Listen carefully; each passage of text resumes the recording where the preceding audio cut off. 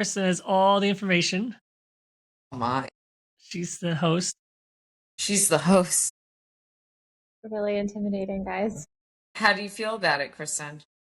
Well, I ran once this morning and then I had therapy and then I ran again. So I think I'm I'm adequately ready. I think you need at least one more therapy session today. Am I? Maybe If another you're run. hoping that this will fill that void, you're about to be sorely mistaken. Oh my God.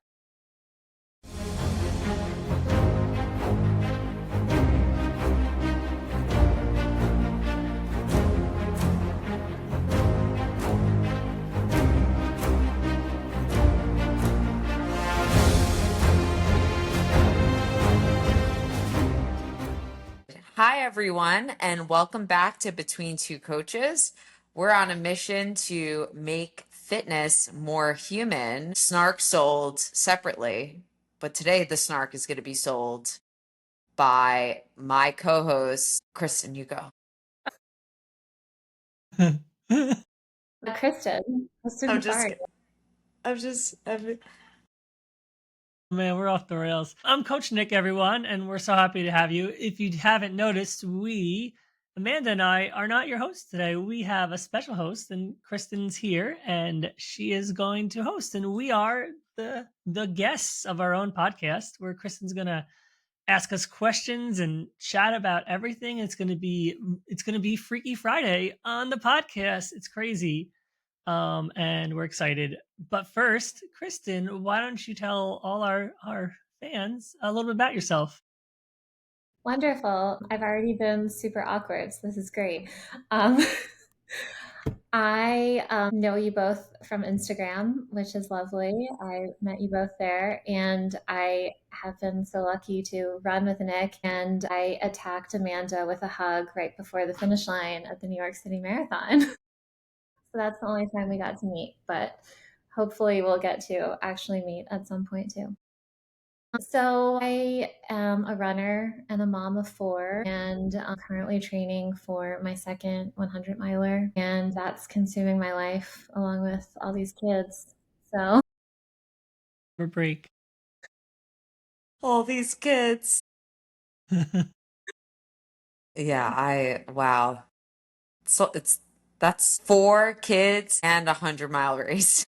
yeah, in the summertime too. She's choosing violence. Wow. and all the All those feels. Yeah, you didn't mention that you are a Real celebrity. queen? Yeah. I don't know if I'd consider myself a celebrity, but I do enjoy some content creation on the side. We all do.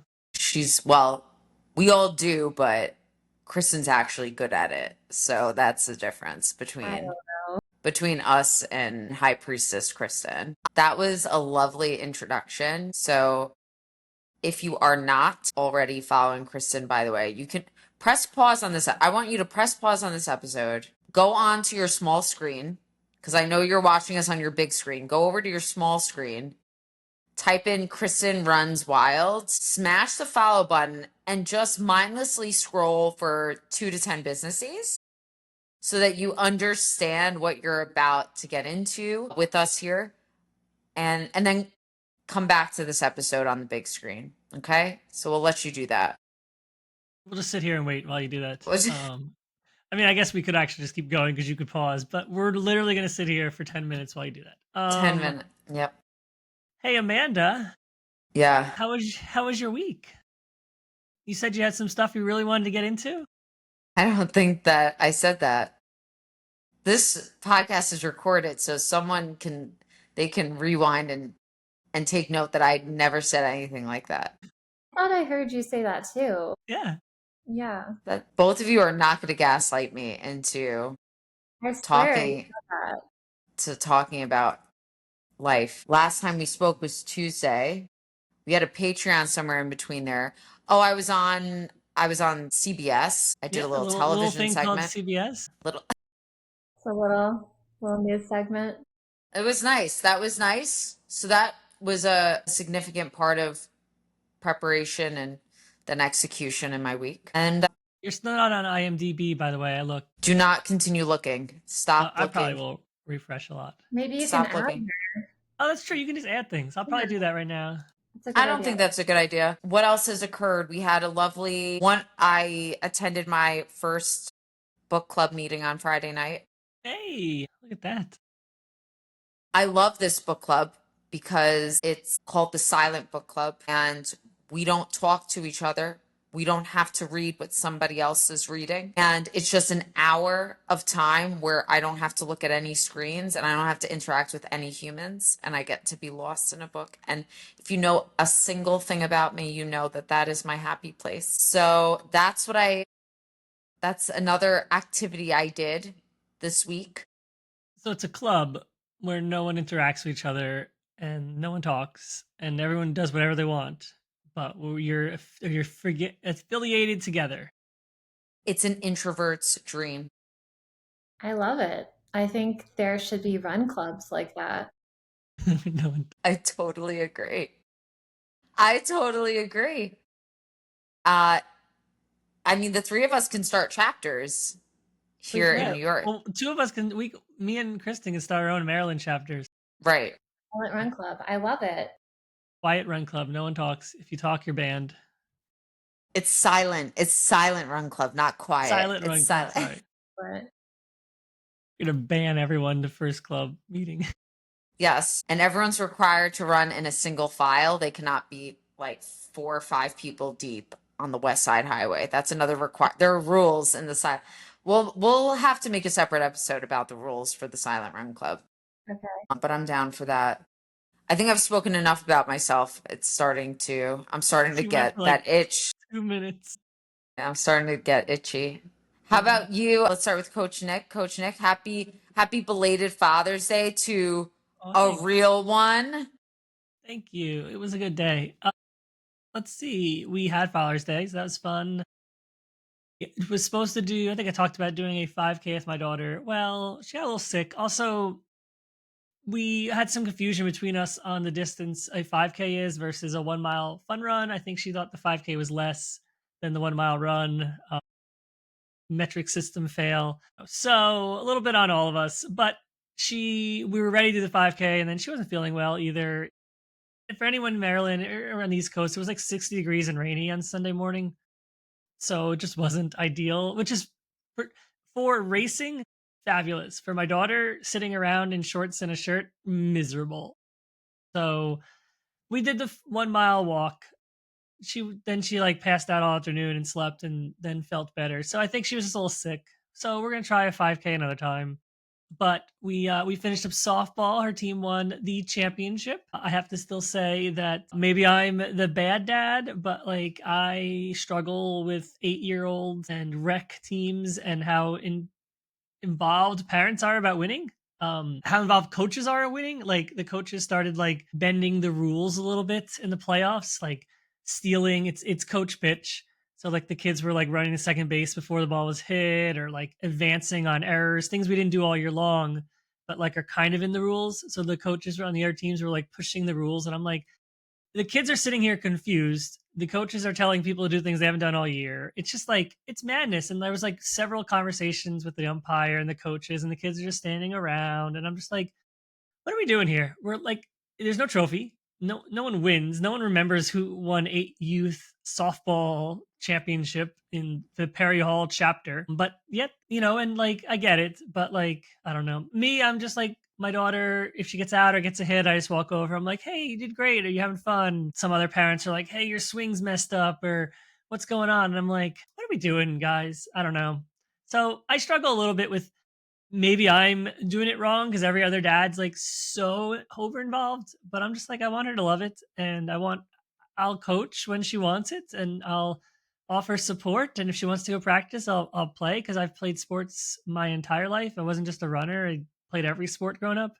But I think the one thing I take away is she said after the game was that she was very happy I made it to every game and all the practices and everything. And, it was hard for me to do that when I was coaching and doing my job because I sometimes had Working things for the overlap. man. working for the man. So like it felt good that she really liked softball this year and loved it. I think a lot of it was because I was able to get to everything. So yeah, it was a good week, and I had some runs in there too, but whatever. That's awesome. Yeah. Kristen, we have to ask you about your week. You have to tell us all about what you did. Well, we don't have to. No, We get to. that's right. That's right. All right. I don't think I have anything too exciting. We were at our beach house over the weekend, and Bethany Beach, Delaware, did have a No Kings protest that we attended. So that was pretty exciting to take my 15-year-old to that. But lately, life has just been like kids and running. And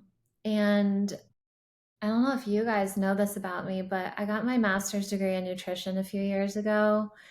And I finished right before I had my fourth child. And I had to put my clinical supervision stuff on the back burner.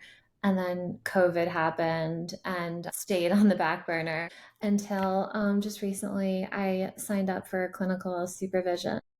Yay! Hey.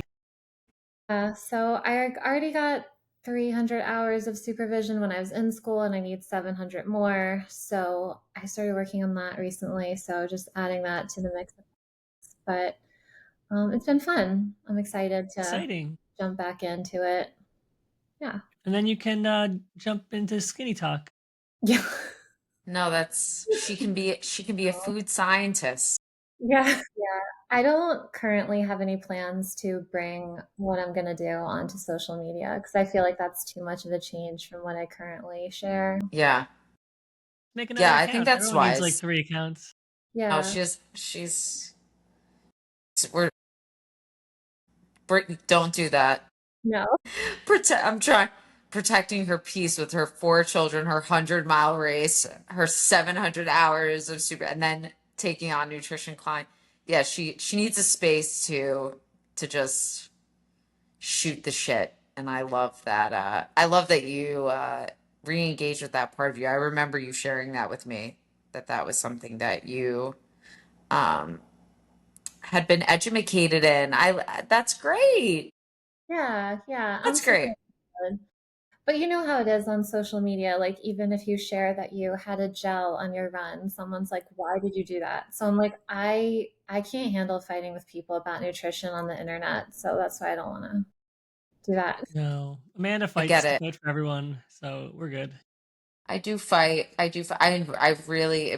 There's brings me joy. Just brings me joy to eat a Pop Tart in somebody's face when they get so upset about it. I am very happy for you, and I'm glad that you're separating church and state, if you will. Love that you attended that protest this weekend, and we are that. We also We are. had collectively some news that at least I think Kristen and I got a good chuckle out of yesterday. The Boston Marathon Oh, yeah.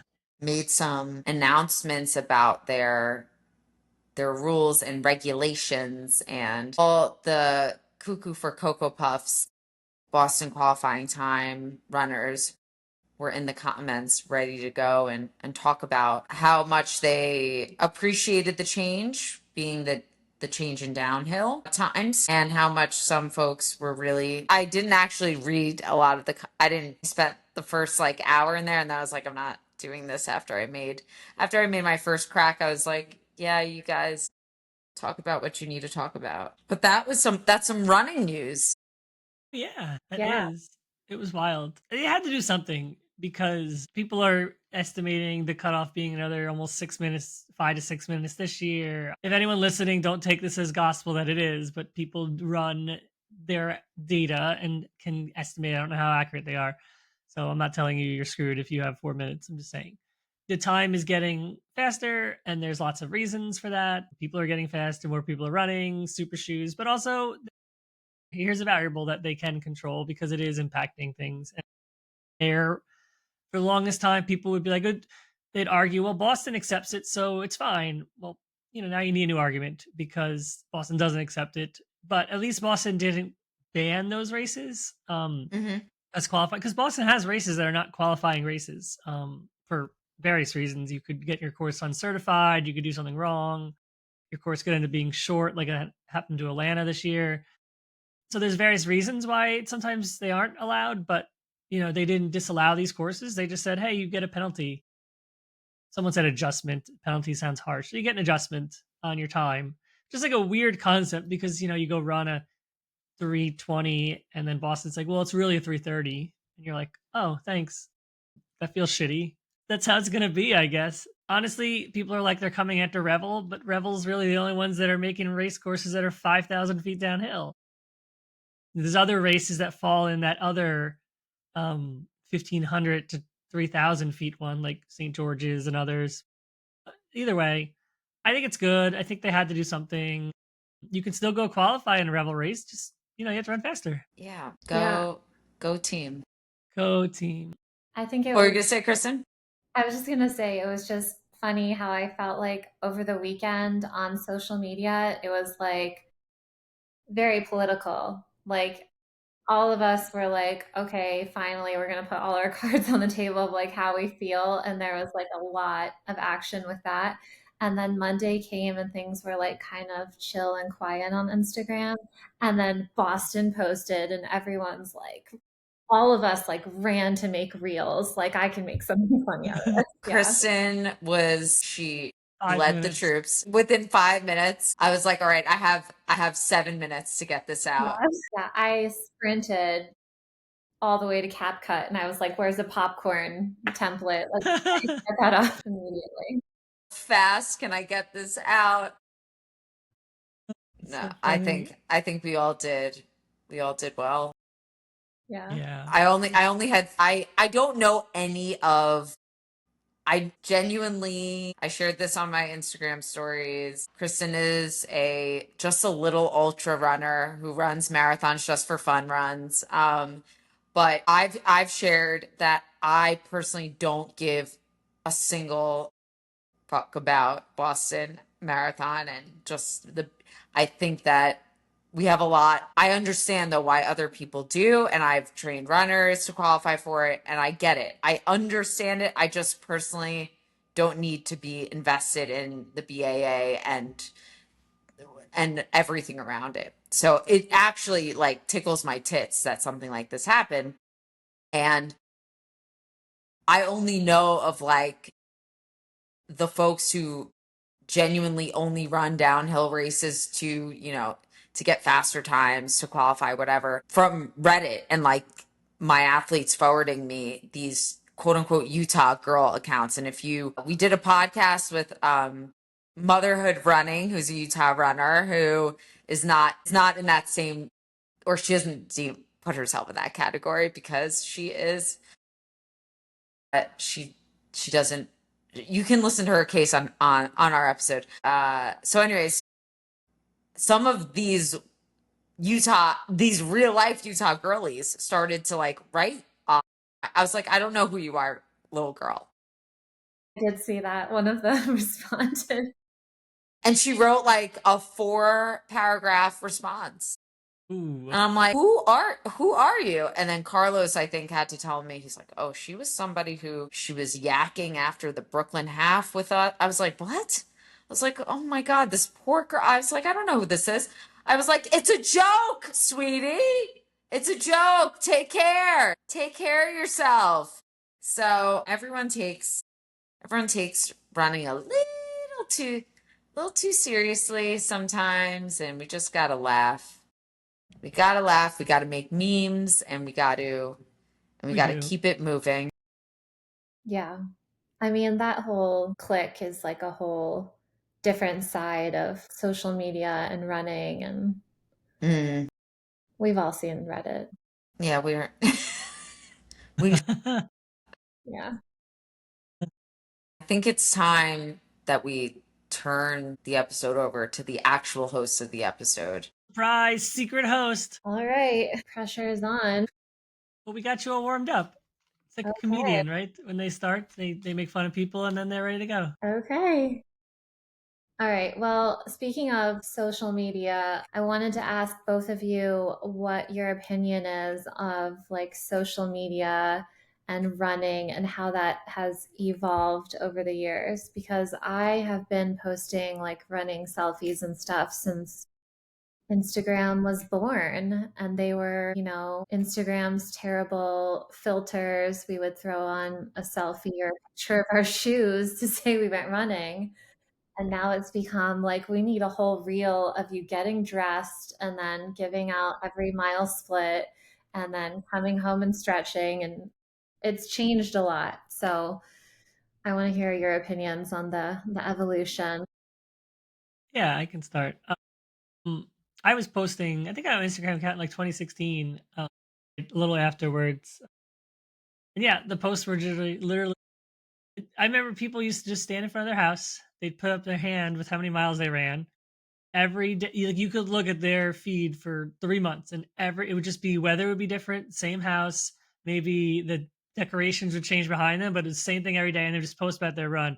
Today was a workout. I did this workout. It felt really hard, but I had a great day. And everyone would show up in their comments, all their friends, all 70, 50 comments would be like, great workout, or way to go, or I love that, or great insights. That was a post. That was it. That's all you do. You just take a photo in front of your house and you're good to go. And then, Reels, well, TikTok took off, right? And then Instagram was like, we need to do that. And yeah, so that now it's like a whole production. Like, you're just taking a video of yourself running. Like, where's your getting ready? Where's your get ready with me? Where's your like mile splits? Where's your time? Like, but like, I think a lot of it is like, I don't know. I mean, I don't have TV anymore, right? My wife has Peacock, so she watches all her Bravo shows, but like, that's our extent of TV. And I think people have just turned to social media as like their form of like what used to be TV time or movie time is now social media. I mean, YouTube's insane, and how many people watch people's 15-minute videos every day on their TV, right? Amanda loves watching YouTube on TV.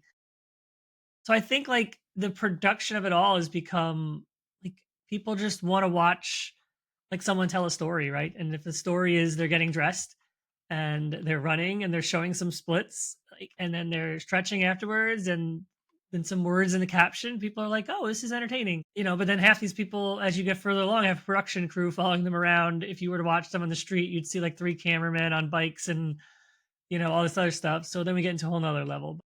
um I still use it the way I want, right? I make reels because it's fun and like the things I want to say, but if I don't want to make a whole production, then I don't. And I tried to make one with Chloe on Father's Day, and then I was like, I don't like this, so it's in the garbage somewhere on my phone. Yeah, I still enjoy it. I still enjoy what it is.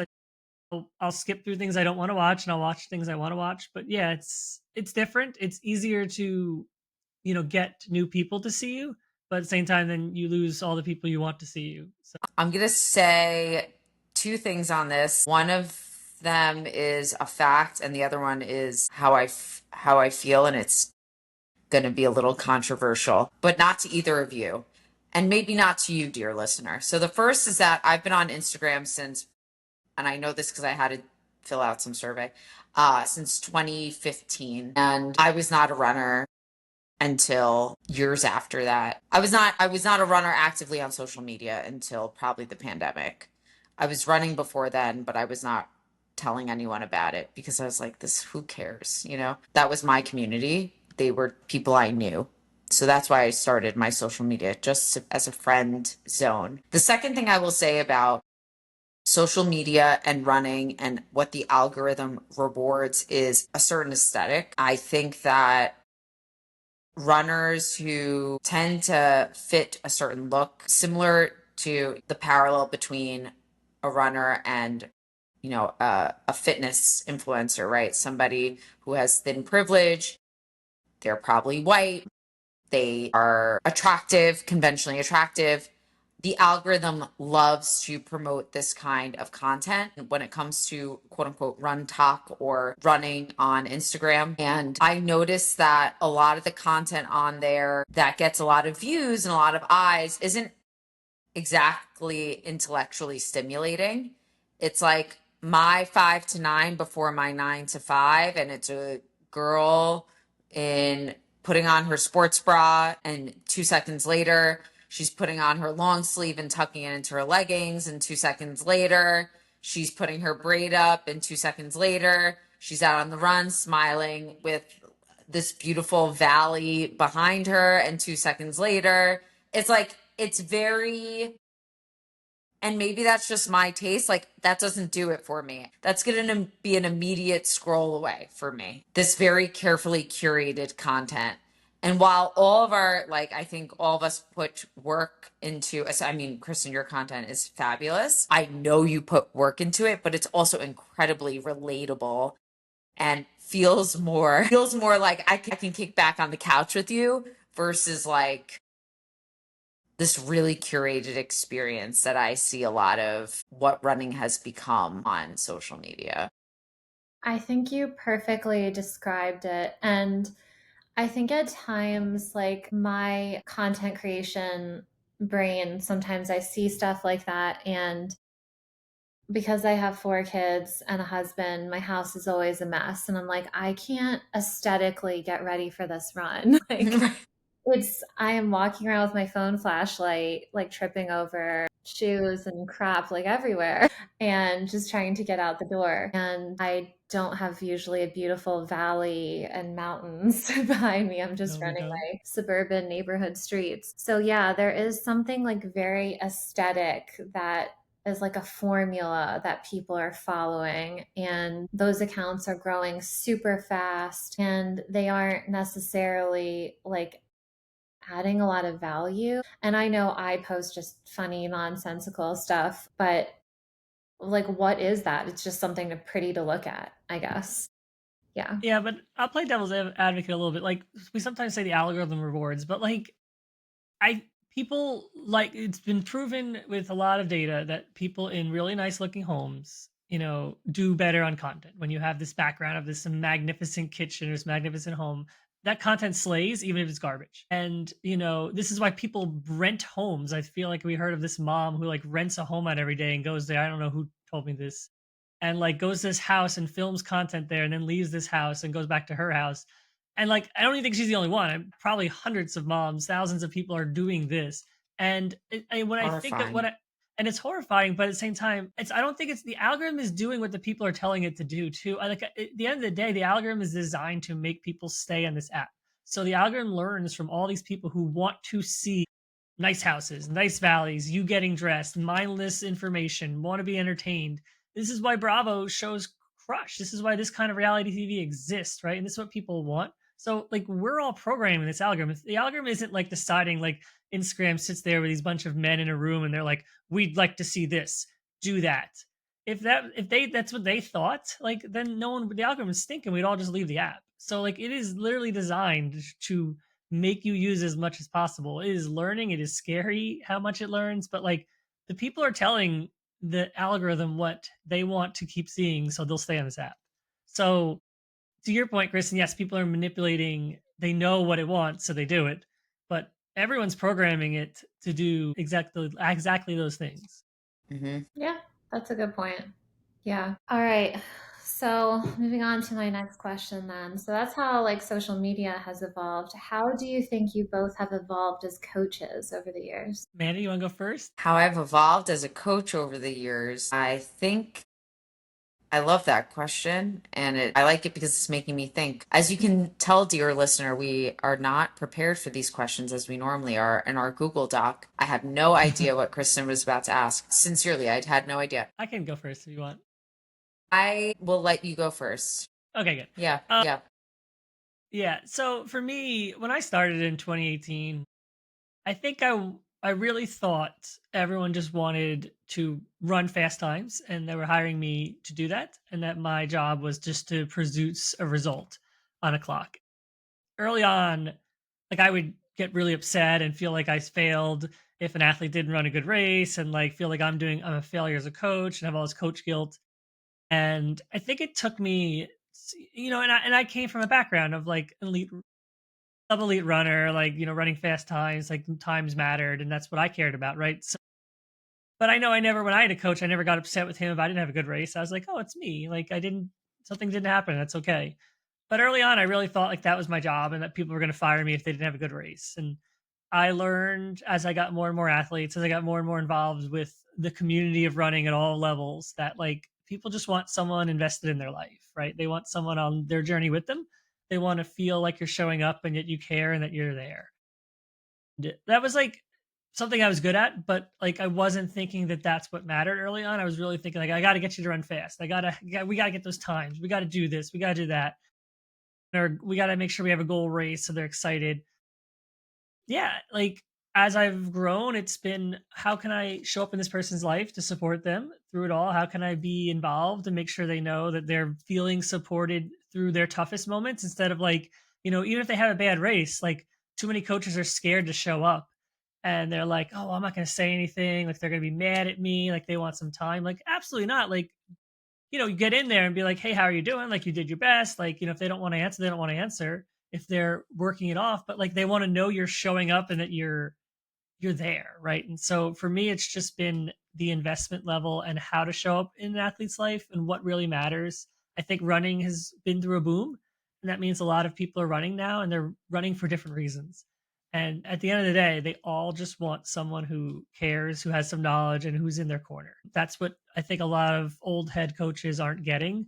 And they're like, influencers are stealing all my athletes. No, no, you're just showing up thinking you're in charge and they're supposed to listen to you when they just want a teammate. They want someone like a co-pilot with them who like understands their life and is rooting for them, not just like numbers in a log, run fast, you got this. So that's what I learned.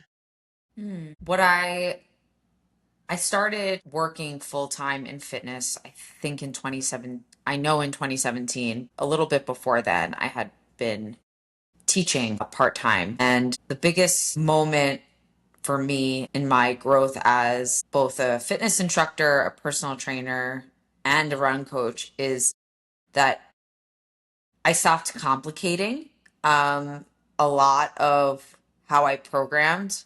I think complicating and exercises and complicating programs and constantly switching things up is very sexy, and people feel like they need to do that to keep their athlete on their toes.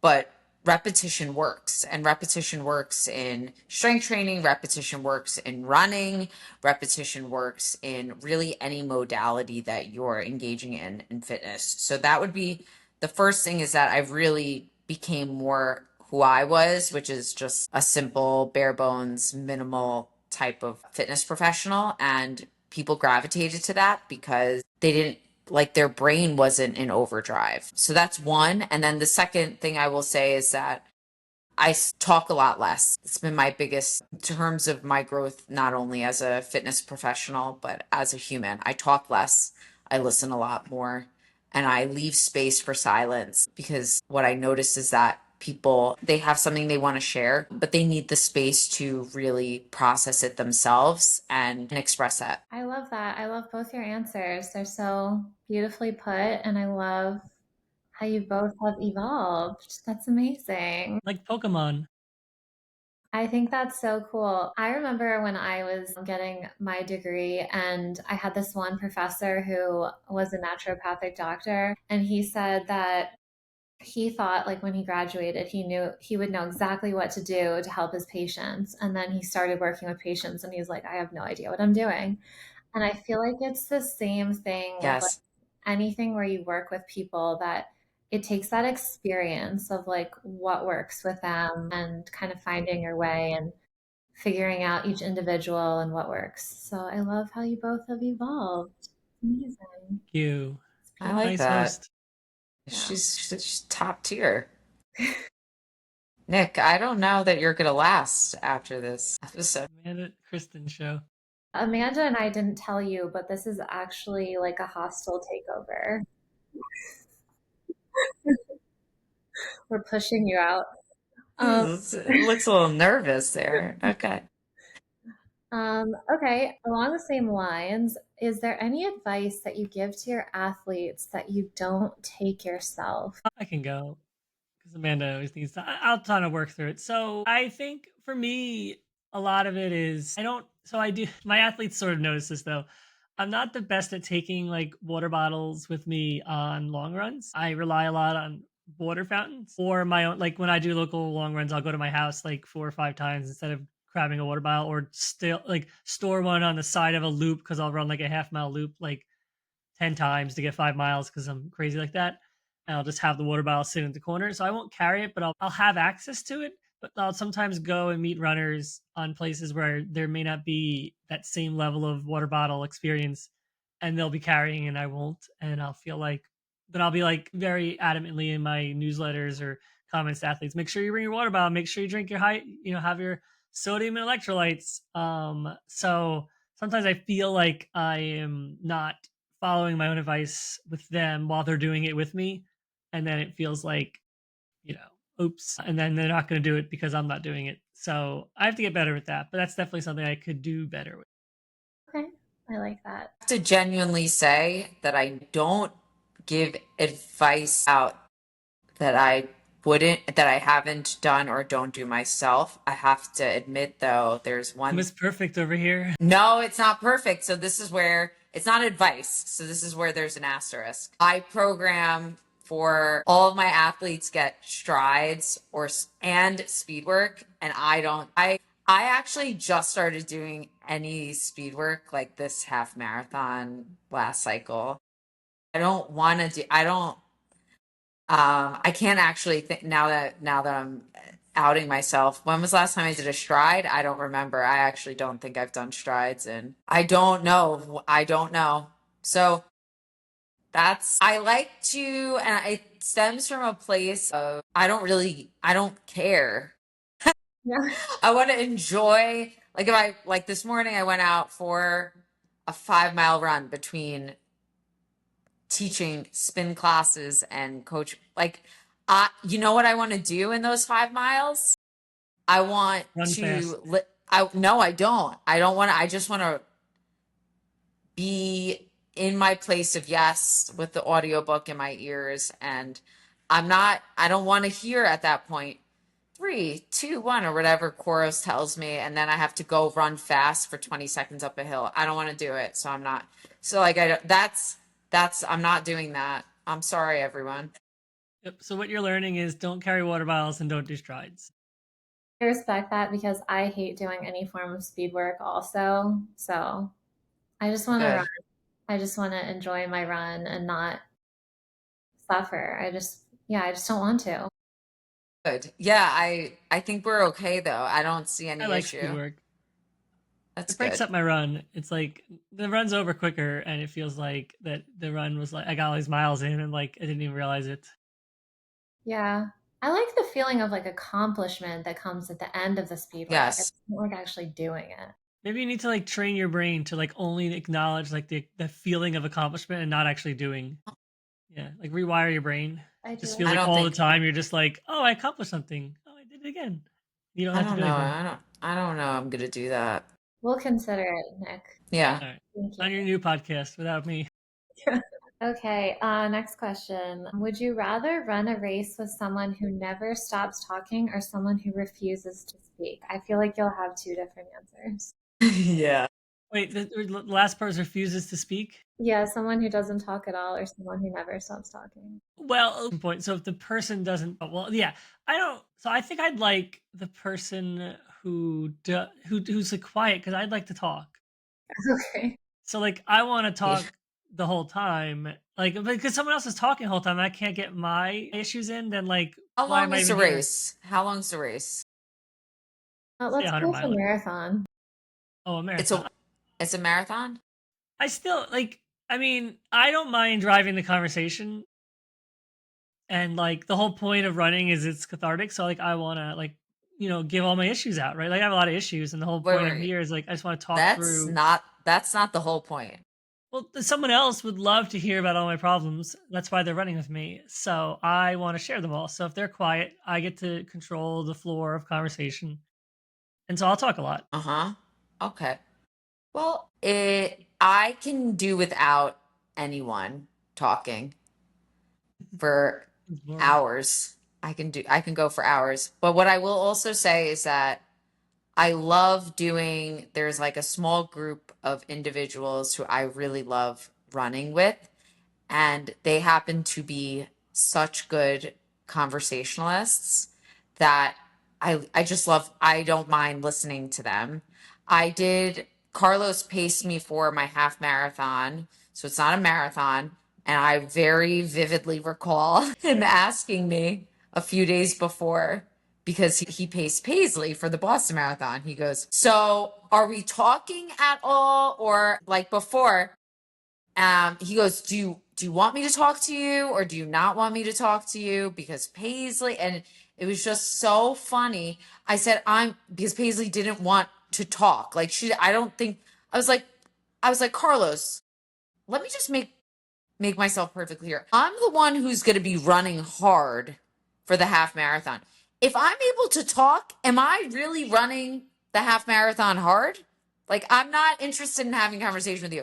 You're welcome to talk to me, but Bad Bunny may be drowning you out. So like so there were several points like where he turned to me like, okay, so I'm like, I just look at him, I'm like, it's like, okay, Carlos, okay. So it that answers the Yeah. question, kind of. I can Yeah. do I find without humans. Yeah. I do find that people like when I pace people, I find that what they want is like for a half marathon example, like you can talk for the first you probably should be able to talk for the first couple miles. Like you're not dying that much. And then they hit a Sure. point where they're like Chrissy, when I paced her at Buffalo, we talked for like the first 10K. And then she was like, tell me about your life, go.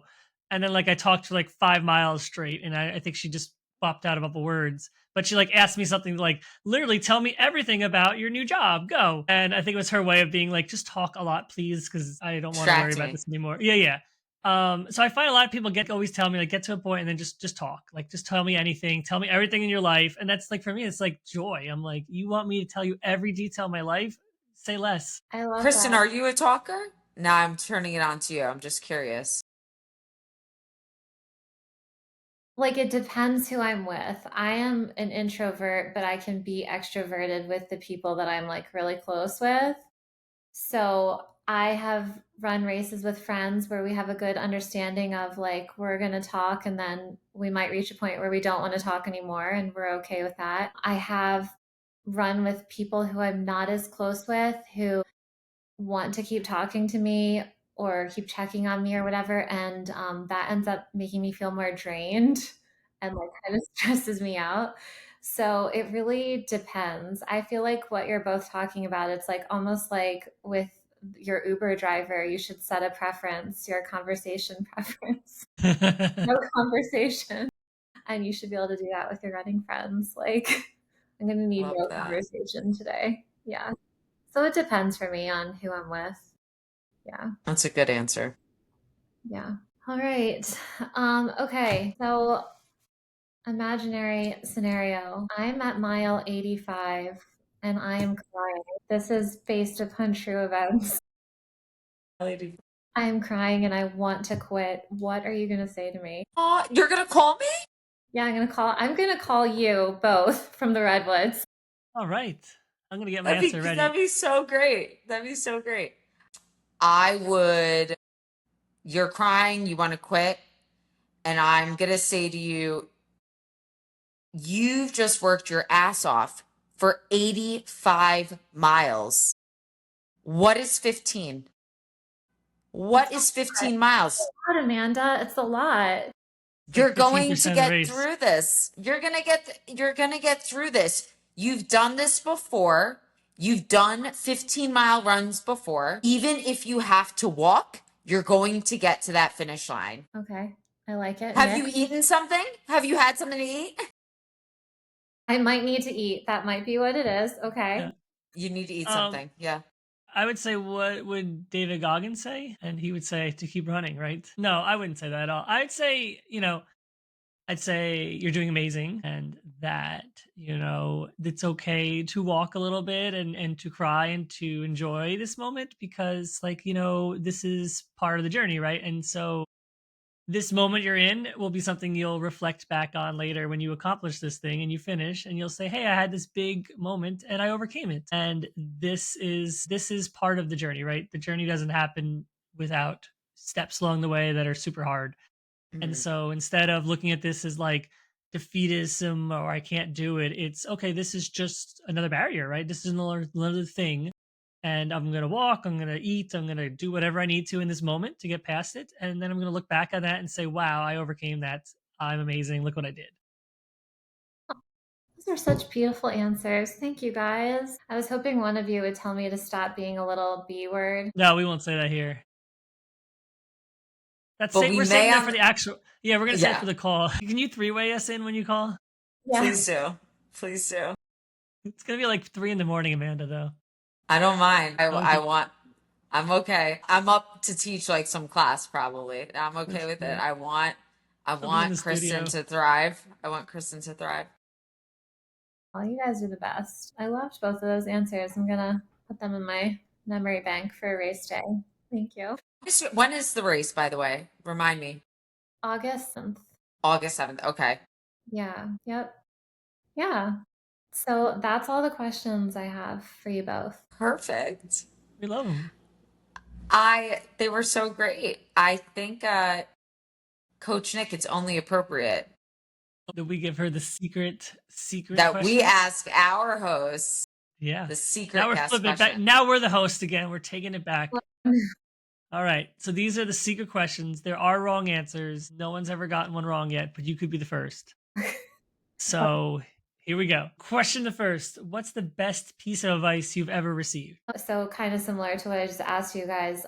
During my 100 miler, I sent a message to my chiropractor who has like helped me for the past like 12 years with all my injuries and stuff. And I was like, we're at mile 50 and struggling. And I was like, give me something good because he always has good quotes and stuff. And he told me he said, don't waste that hard.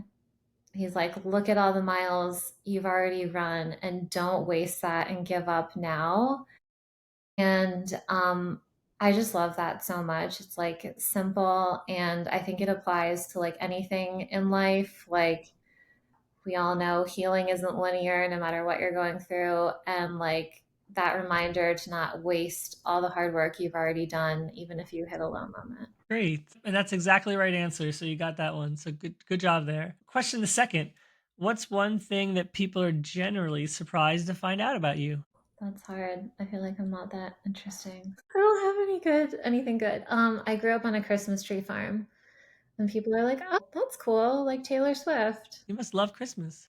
Yeah, That is so cool. What state was your farm in? Maryland. Oh, Maryland. Ooh, I I'm gonna was have to go buy my expecting, Christmas tree there. I don't know why I was expecting somewhere else, like somewhere wild or than No, just Maryland. little old Maryland. Yeah. You're like behind the White House. Okay, all right. That's great. That's so Yeah. cool. Yeah. I was surprised. So you nailed it. Yeah. Yeah, you did that. You did that. All right, we're going for 3 for 3 here. Let's see if we can get it. Question number 3. What's something you wish more people understood about the running industry? That as much as like we love all the stuff and the gear, like you don't need it all. You don't need the $300 shoes, and you don't need the all the new clothes and all the things. Like it really can be simple if you let it be simple. Yeah. I think we've gotten a little into overconsumption, especially with social media and people's closets that look like a Lululemon store. Yeah. Cannot keep up. And you were correct. You did it. 3 for 3. Hey, amazing. Our guests are so smart. I always get these all right, but yeah, nailed it. Amanda, should I send it back to you? Give it here. Yeah, I just did. That was Okay, our sounds thing. good. Kristen, thank you so much, first and foremost, for leading the conversation, being so down for an unhinged episode where you had to be the host, you had to deal with Nick and I. We appreciate you.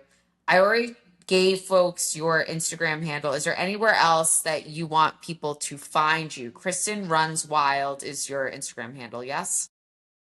Yeah, Okay. otherwise, please don't try to find me. No, that's the only place you can find me. All right. Well, thank you guys both for having me on. It was a lot of fun. I'm sorry if I was a little awkward here and there, but I am who I am. We are super awkward all the time. So We don't allow anyone to apologize for being amazing. yeah. I'm sorry for apologizing. Horrified. Thank you, everyone, for listening to this week's episode of Between Two Coaches. Feel free to watch us on YouTube. You can subscribe to us there. Also, we have a Patreon that you can subscribe to. We have some new content on there that we recorded just last week. You can reach out to Coach Nick and I on our Instagram or at betweentwocoaches@gmail.com. And we'll see you guys next time. Bye. Bye, everyone.